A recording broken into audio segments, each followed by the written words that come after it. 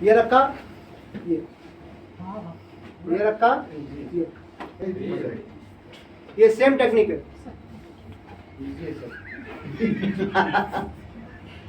दबाओ उसको और इसको दबाओ, दबाओ जितनी ताकत लगा के दबा सकते हो, तब मुझको दबाओ जोर से।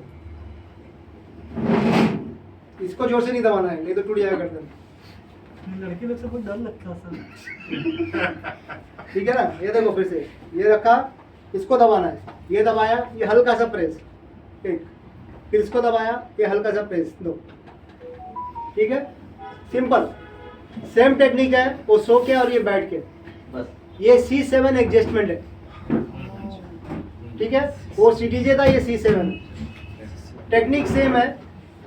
ये हाथ को डायगोनल रख के दबाना है, नीचे जितना दबा सकते हो उतना दबाना है नीचे की तरफ, और ये हल्का सा प्रेस देना है।